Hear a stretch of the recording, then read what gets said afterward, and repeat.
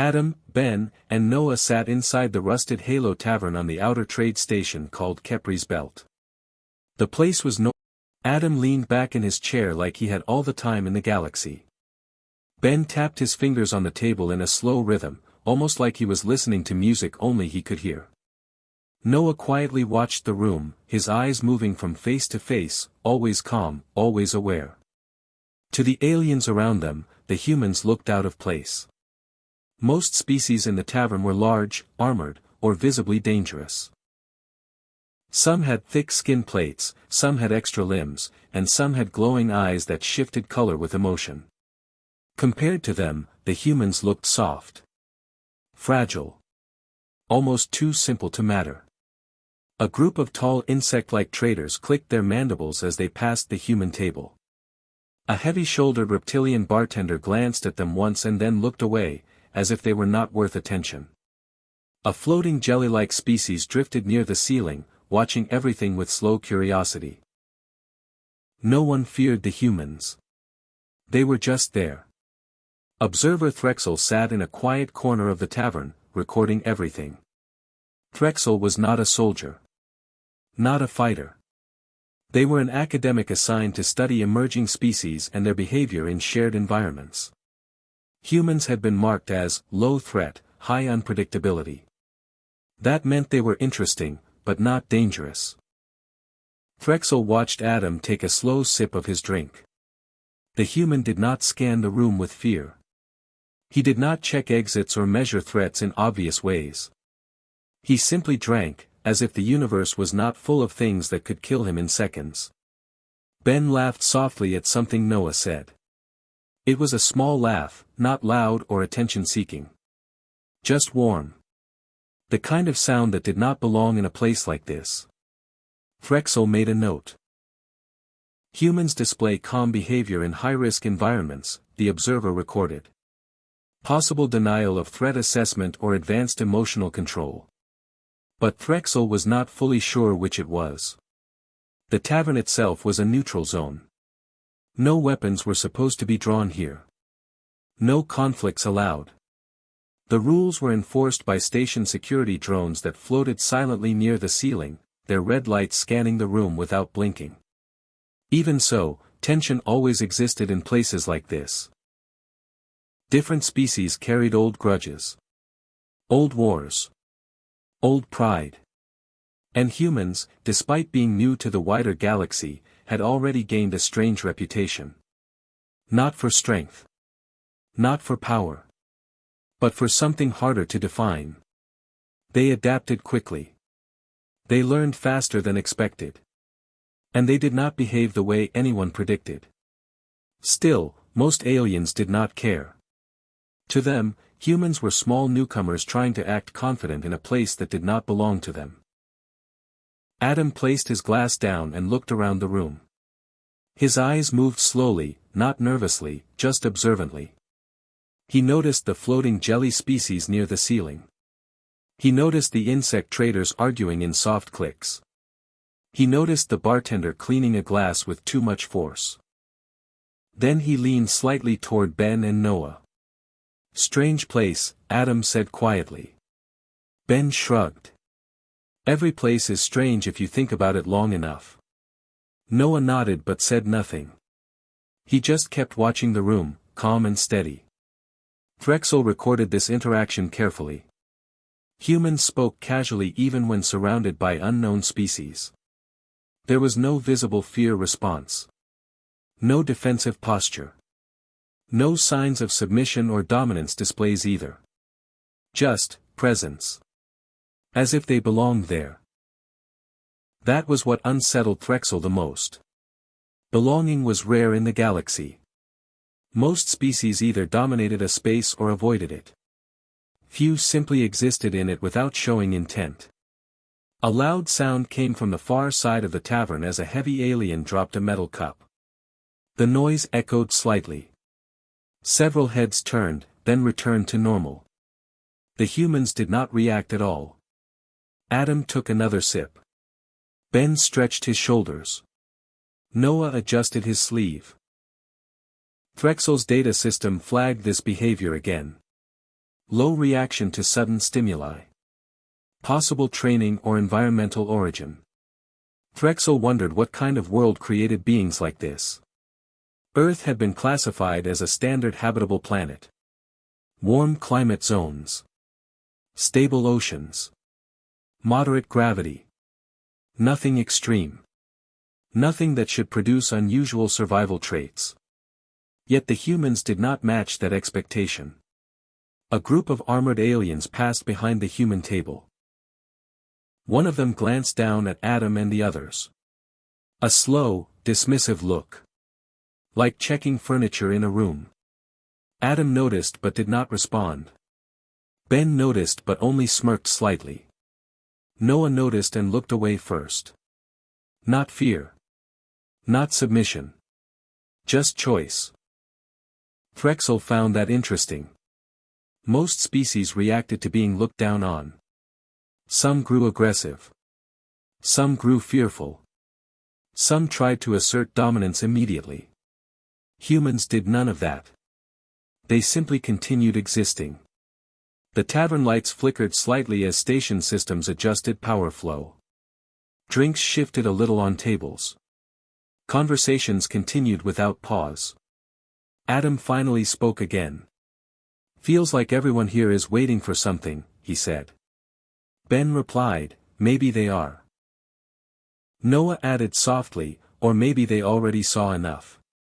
Threxel paused the recording for a fraction of a second. That sentence felt important, but the meaning was unclear. Saw enough of what? The humans did not explain.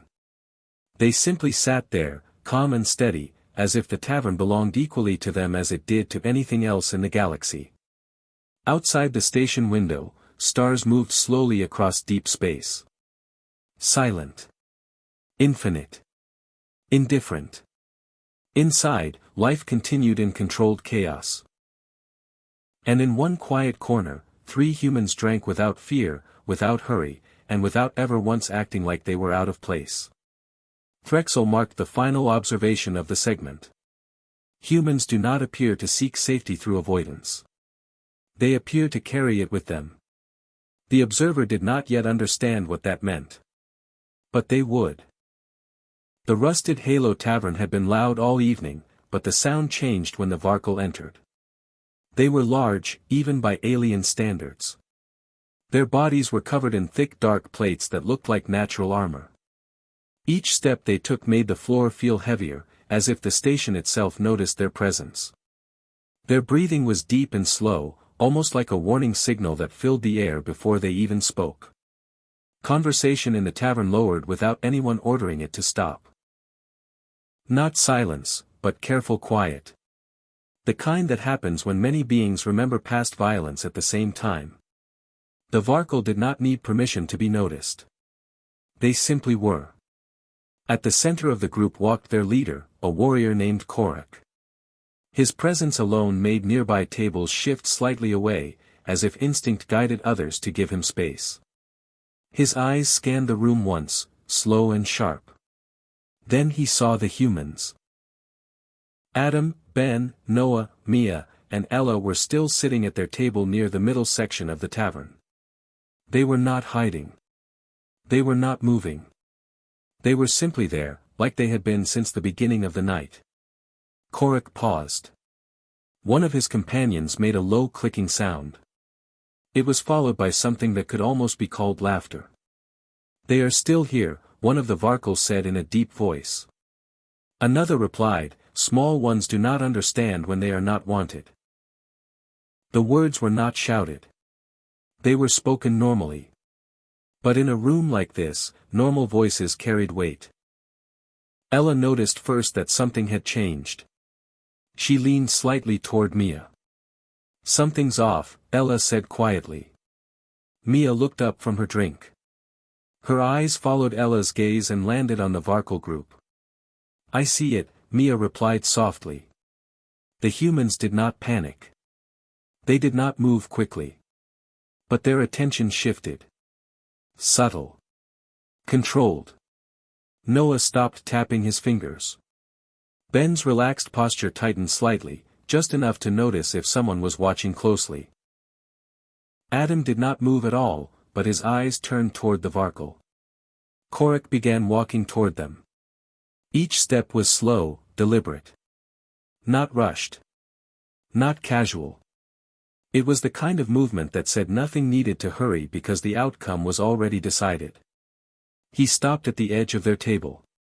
For a moment, he just looked down at them. The difference was obvious. The Varkle stood like a wall. The humans sat like normal people in a normal place. The contrast was almost uncomfortable to look at. Korik spoke first. "These are the humans." His voice was not a question. Ben gave a small polite nod. "That's us." One of the Varkle behind Korik made a sound that might have been amusement. Another leaned closer, inspecting them like weak equipment. Korik continued. "You sit here like you belong." Mia replied calmly, "We're just having a drink." That simple sentence seemed to amuse the Varkle even more. "You are far from your home world," Korik said. "Far from anything that can protect you." Noah finally spoke, his voice quiet but steady. "We're not looking for trouble." The Varkle leader tilted his head slightly. "Trouble does not require searching," he said. "It finds those who are unprepared." At that moment, another Varkle stepped closer and looked directly at Adam. There was something mocking in his expression. "So these are the soft ones the traders talk about," he said. "They say you have no claws. No armor. No strength worth measuring." A few nearby aliens shifted uncomfortably but did not interfere. The Varkle were known. Challenging them was not done lightly. Adam finally leaned forward slightly. Not aggressive. Just attentive. "We're not here to fight," Adam said. The Varkle warrior laughed once, a short sharp sound. "That is obvious." That was when Ella noticed something important. The Varkle were not just talking. They were evaluating. Measuring reactions. Looking for fear responses. She leaned closer to Mia again. "They're testing us," Ella whispered. Mia nodded slightly. "I know." The air around the table felt tighter now. Not physically, but socially. Like pressure building in a sealed space. Korik reached down and lightly tapped the edge of the table with one armored finger. The sound was heavy. "This is a place for strong species," he said. "Not wandering primitives who think softness is a virtue." That word landed heavily. Primitive. A few nearby tables shifted their attention fully now. The situation was no longer background noise. Ben's eyes narrowed slightly, but his voice stayed calm. "We're not bothering anyone." One of the Varkle leaned forward. "You exist here. That is already a disturbance." Noah looked at the floor for a second, then back up. He did not argue. Mia spoke quietly. "We don't want conflict." Korik looked at her for a long moment. Then he smiled slightly, though it did not reach his eyes. "Conflict does not care what you want." The tension rose again. Slowly. Like heat building under metal. That was when it happened. A nearby table shifted slightly, and a drink from a passing server was bumped. The liquid spilled across the floor near the Varkle's feet. It was nothing. An accident. But in that moment, it became something else. Korik looked down at the spill. Then at the humans. Silence stretched. Ella felt it immediately. "No," she whispered under her breath. Adam noticed too. He spoke once, clearly, without raising his voice. "Don't start this." The words were simple. Not a threat. Not a challenge. Just a line placed gently in the space between them. For a moment, nobody moved. The Varkle warrior closest to Adam stared at him, as if trying to decide what those words meant. Another shifted his weight slightly, armor scraping faintly. Korik straightened. The tavern seemed to hold its breath. And in that quiet, the insult had already done its work. The moment after Adam's words fell into the air, the tavern felt different. It was not loud at first. Not explosive. It was something sharper than noise. A shift in intention. Like a decision had been made and the room had been informed without consent. Korak did not speak again. He did not need to. The Varkal warrior beside him moved first. It was a simple motion. A step forward. A strong arm swinging down toward the human table. He did not aim carefully. He did not study them. In his mind, humans were not opponents. They were obstacles that would break easily. That was his mistake. The strike came fast, heavy, and direct. Adam saw it coming a fraction of a second before it landed.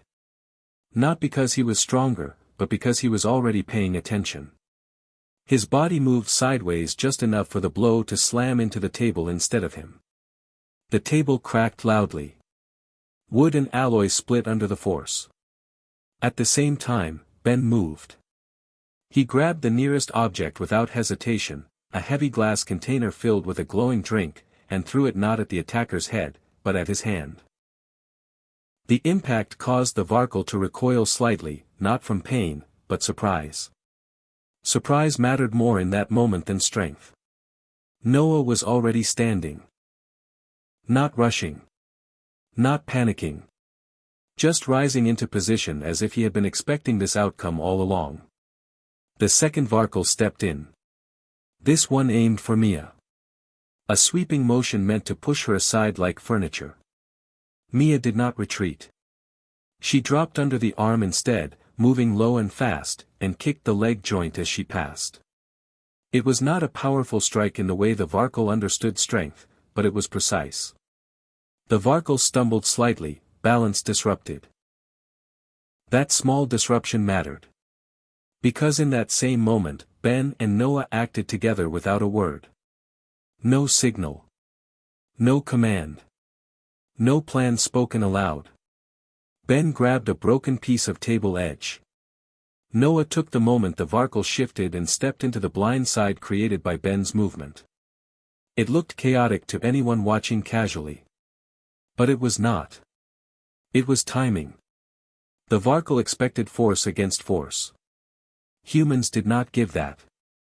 Instead, they gave angles. Movement. Misdirection. Adam moved again, this time toward Korak. Korak was not surprised. He was already responding. His hand came down like a hammer toward Adam's shoulder. The impact, if it landed fully, would have broken bone instantly. But Adam twisted his body just enough to reduce the force. He still felt it, pain shot through him, but he stayed upright. He used that contact point. Instead of pulling away, Adam stepped closer into the Varkal's range. It was a risky move. Too close for comfort. Too close for safety. But distance was already gone. So he used it. Adam struck Korak's elbow joint, not hard, but in a sharp, focused hit. Not to damage, but to redirect.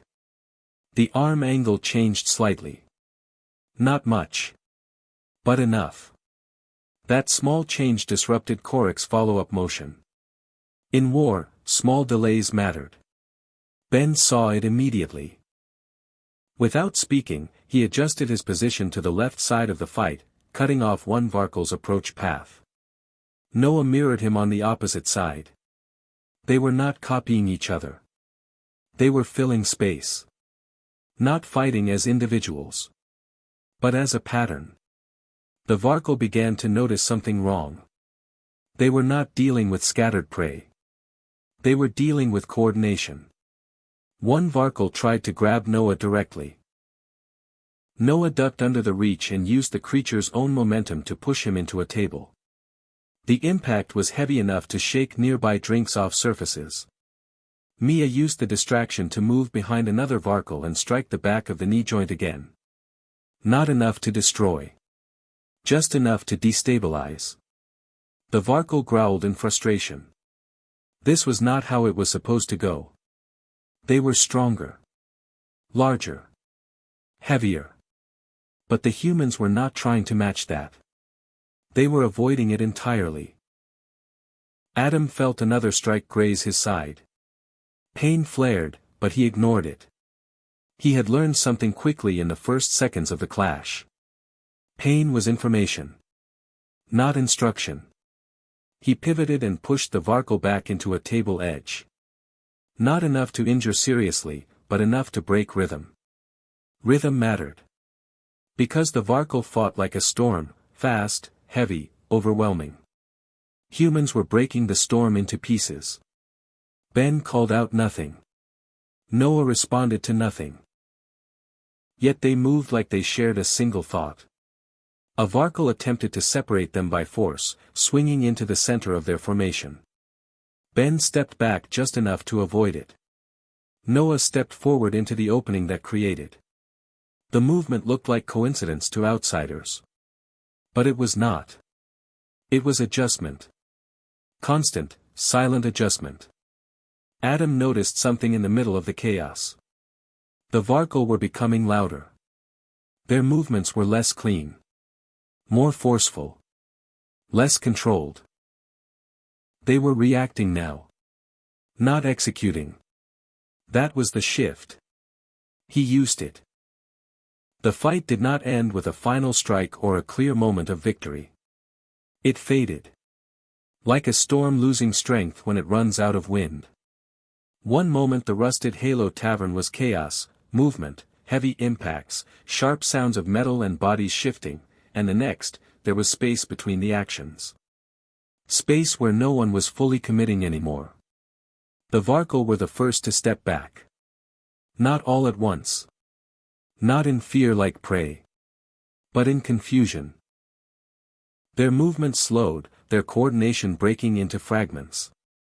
They were no longer acting as one force. Each of them seemed slightly unsure of what the next step should be. Korik stood near the center of the broken space, his posture still strong, but something had changed in how he held it. His eyes moved between the humans carefully now. Not dismissively. Not as targets. As unknowns. Around him, his warriors shifted uncomfortably. One of them flexed his arm as if testing pain that was not fully there. Another looked at the floor where the human group had stood only moments before, as if trying to understand how they had moved so quickly, how they had not broken the way expected. There was no celebration from the humans. No shouting.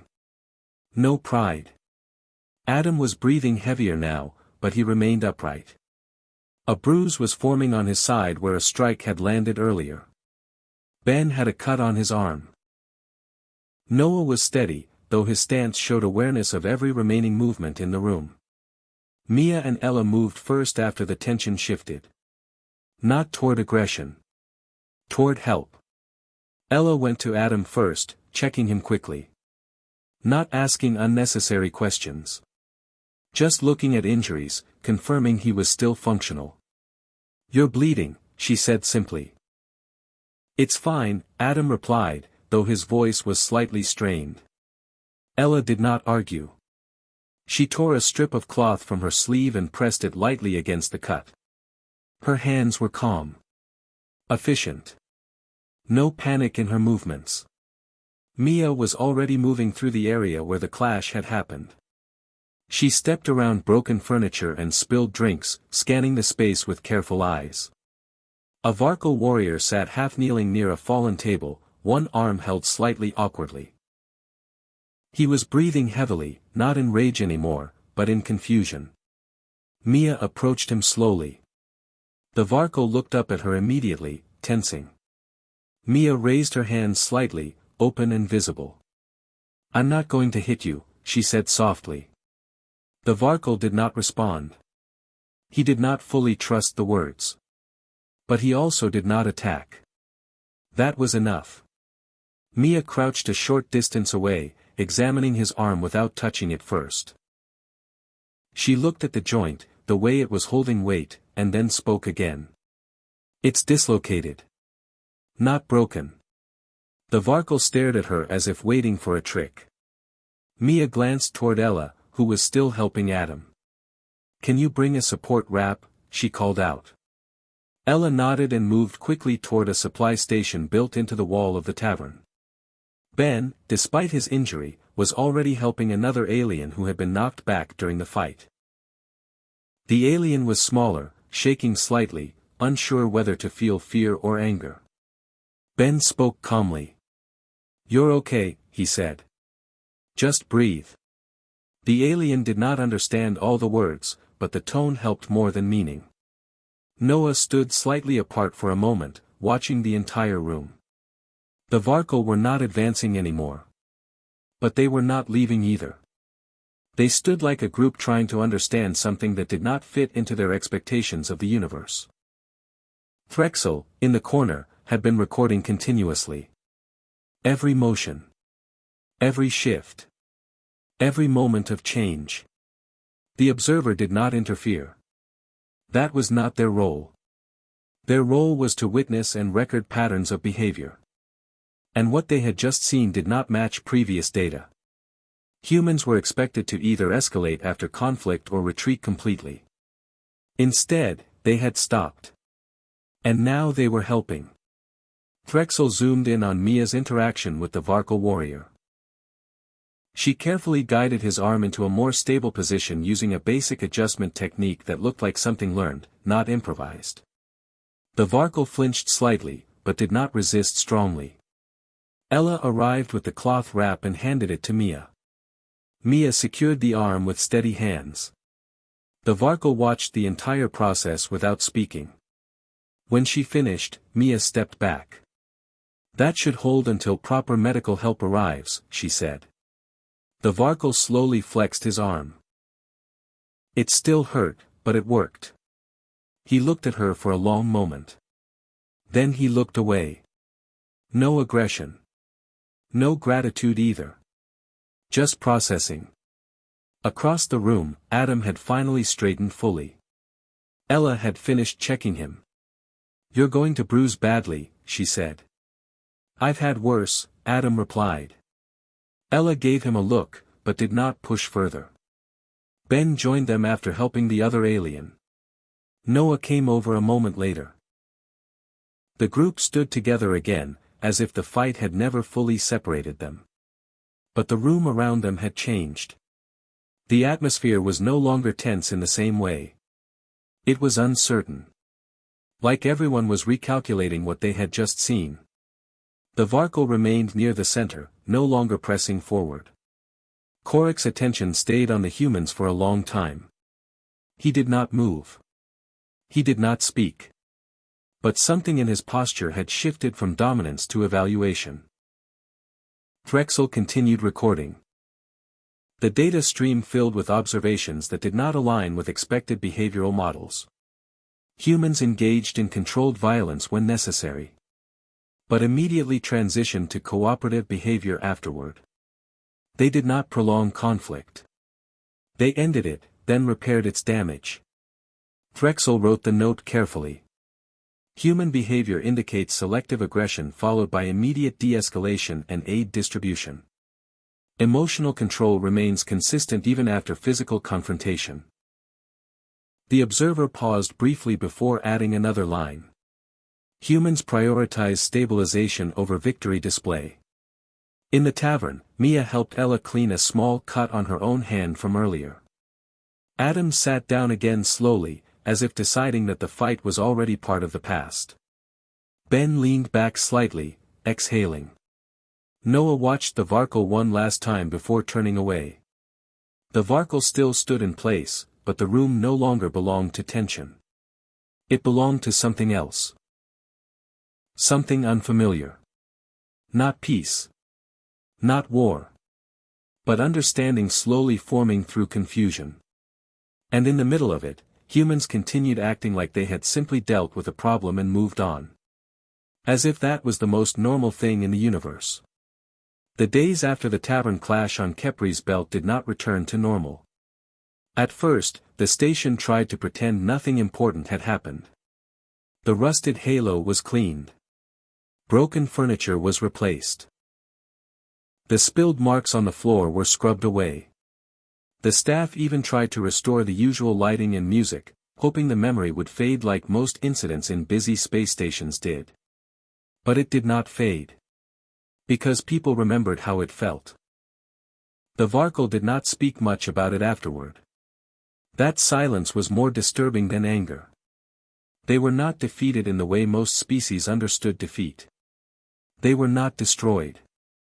They were not humiliated into submission. Instead, they had been forced into something far worse for warriors like them. Uncertainty. They had expected humans to break easily. They had expected fear, collapse, or desperate aggression that could be punished and ended quickly. Instead, they had encountered something that did not follow those rules. The Station Security Council received reports from multiple witnesses. Some were short. Some were long. But all of them carried the same core confusion. Humans did not behave like prey. Humans did not behave like predators either. Humans behaved like controlled instability. That phrase appeared more than once in official records. Controlled instability. No one liked it. It did not fit into existing categories. On the third day after the incident, Frexel submitted a full analysis report to the station archive. It was longer than any previous human observation file. Frexel did not include emotion in the report. Only patterns. But even without emotion, the conclusion felt heavy.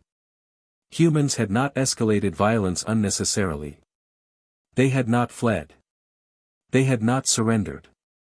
They had engaged, adapted, neutralized the threat, and then immediately transitioned into recovery behavior.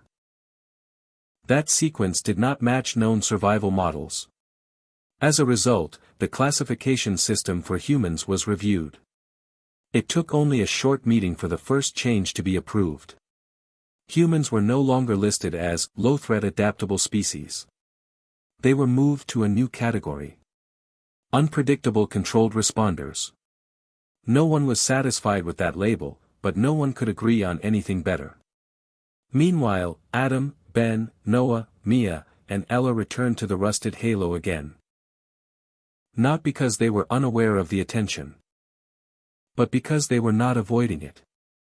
The tavern looked the same as before, but the atmosphere had changed slightly. People looked at the human table longer than before. Conversations sometimes paused when they passed. Not openly hostile. Not openly welcoming either. Just careful observation. Like watching something that had already proven it could break expectations. Adam noticed the change immediately. So, he said as they sat down, "We're famous now." Ben gave a small shrug. Depends who you ask. Noah looked around the room once. Feels quieter. Mia smirked slightly. Or more cautious. Ella sat down last, adjusting her sleeve where the earlier tear had been stitched. I think we made people think too much. Adam let out a short breath, almost a laugh. That's their problem. They ordered drinks like they always had. Nothing special. Nothing dramatic. To them, it was just another day. But to everyone watching, it was not. At a nearby table, a group of smaller alien traders whispered among themselves. One of them glanced at Adam, then quickly looked away when he noticed Adam's eyes shift toward him. Another group near the bar spoke in low tones, referencing the Varkle encounter as if retelling a warning rather than a story. Even the station staff behaved differently. Not hostile. Just more attentive when the humans were nearby. The idea had spread quietly but firmly. Humans were not safe to assume anything about. Not weakness. Not strength. Not behavior. Because whatever they showed on the surface was not the full picture. Frexel observed all of this from a distance again. The observer had returned to the tavern multiple times since the incident, studying reactions across different species. Fear patterns. Respect patterns. Avoidance patterns. The most interesting change was not in humans. It was in everyone else. Species that previously ignored humans now adjusted their distance slightly. Conversations changed when humans were present. Even body language shifted in subtle ways, less casual turning of backs, more awareness of exits, more attention to human movement. Drexel recorded another observation. Human presence alters environmental behavioral patterns without direct action. That was unusual. It meant humans did not need to act to influence others anymore. Their reputation had begun to act for them. At the human table, Mia leaned back slightly. "Feels like people are waiting for us to do something," she said. Ella nodded. "They think we're unpredictable now." Ben glanced around. "We are predictable." Noah shook his head slightly. "Not to them." Adam took a sip of his drink. "We just handled a bad situation." Mia raised an eyebrow. "That's not how they saw it." There was a brief silence. Not uncomfortable. Just thoughtful. Because they understood something now. What had happened in the tavern was not just a fight. It had become a reference point. A moment others would use to define them. And definitions in space like this spread fast. A few seats away, a Varkal warrior from a different group entered the tavern. He saw the humans immediately. He did not approach. He stopped for a second, then chose a table farther away. That small choice did not go unnoticed. Ben saw it and exhaled slowly. "That's new." Noah nodded. "That's reputation." Ella looked at them. "Do we want that?" Adam considered it for a moment. "I don't think we get to choose anymore," he said. That was the truth none of them needed to argue with. Across the station, reports continued to circulate. Some exaggerated. Some accurate. Some incomplete. But all pointed in the same direction. Humans were not simple. They were not safe assumptions. And they were not easily categorized. Drexel finalized the updated classification note with careful wording. Humanity demonstrates high adaptability under stress, immediate cooperative recovery behavior post-conflict, and consistent emotional control under provocation. Recommend continued observation. Recommend avoidance of simplistic threat assumptions. The final line was added after a pause. Humanity is not understood through first contact behavior alone. In the rusted halo, the humans finished their drinks. No celebration. No discussion of victory. No replaying of the fight. Adam placed his glass down. "Same time tomorrow?" Ben nodded. "Probably." Noah simply said, "Yeah." Mia smiled slightly. "As long as no one else decides to test us." Ella gave a small tired laugh. "Let's hope they learned." Adam leaned back in his chair again, relaxed like before. But now the room was not relaxed around them. That was the difference. Nothing had changed in how the humans acted. But everything had changed in how they were seen. And in a place filled with many species, many histories, and many wars, one quiet truth had begun to spread faster than any report. Humans were not safe to underestimate. Not because they were always dangerous. But because when it mattered, they could become exactly what the situation required, and stop being it just as fast. And that made them harder to read than anything else in the station. Far away in the records room, Drexel closed the latest file update. Outside, the rusted halo continued to hum with life. And inside it, humans simply drank, unaware, or perhaps fully aware, that the galaxy had just started watching them differently.